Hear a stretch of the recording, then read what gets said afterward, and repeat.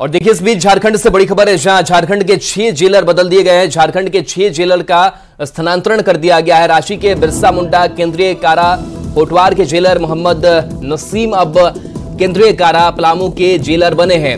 अजय कुमार श्रीवास्तव केंद्रीय कारा घाघीडीह जमशेदपुर से स्थानांतरित करते हुए मंडल कारा गढ़वा का जेलर बनाए गए हैं।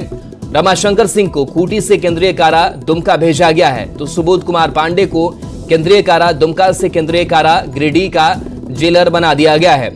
धर्मशीला देवी को केंद्रीय कारा पलामू से स्थानांतरित करते हुए केंद्रीय कारा घाघीडीह जमशेदपुर का जेलर बनाया गया है। प्रमोद कुमार को केंद्रीय कारा गिरिडीह से स्थानांतरित करते हुए बिरसा मुंडा केंद्रीय कारा होटवार रांची का जेलर बनाया गया है। ईडी की जेल में दबिश के बाद यह तबादला किया गया है, क्योंकि कई गड़बड़ियां सामने आई थी।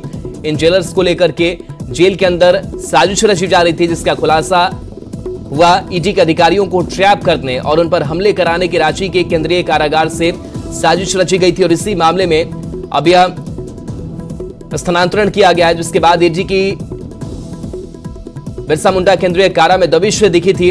जेल के जेलर क्लर्क और जेल अधीक्षक से पूछताछ हुई थी। ओम प्रकाश हमारे साथ जुड़े हुए। ओम प्रकाश, जिस तरीके से ईडी के खिलाफ जेल के अंदर से साजिश का मामला सामने आया और अब जानकारी मिल रही है कि कई जो जेलर हैं वो एक जगह से दूसरे जगह भेज दिए गए हैं, स्थानांतरण किया गया है, क्या अपडेट है?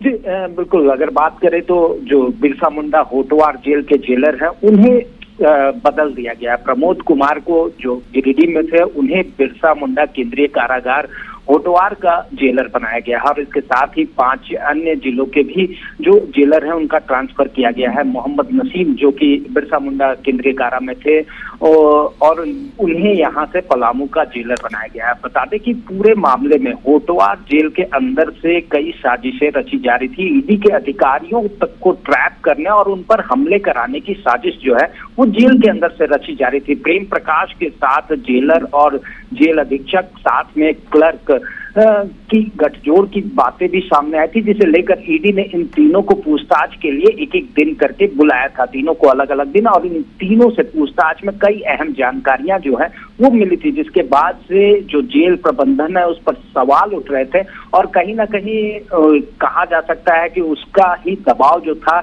उस वजह से ये तबादला है वो किया गया है।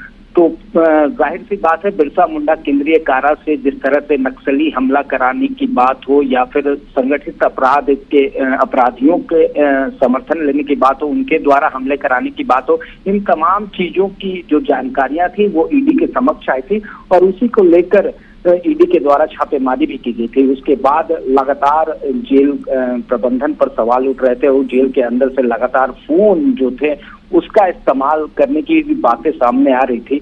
तो कहीं ना कहीं कहा जा सकता है कि ये एक जेल के अंदर की जो प्रबंधन है उसे दुरुस्त करने को लेकर ये स्टेप उठाया गया हो और तमाम जो चीजें हैं वो अब वहां के मैनेजमेंट के द्वारा बेहतर तरीके से किए जाए, इसे देखते हुए ये दिशा निर्देश दिए गए हैं। लेकिन पूरी तरह से जिस तरह से ये बड़ी अगर कहा जा सकता है जो स्थानांतरण किए गए हैं वो अपने आप में एक बड़ी बात है, क्योंकि सिर्फ रांची ही नहीं, जो आसपास के 6 जिले हैं, 5 जिले हैं, वहां के भी जेलरों को बदला गया है। जी चलिए, शुक्रिया इस अपडेट के लिए आपका ओम प्रकाश।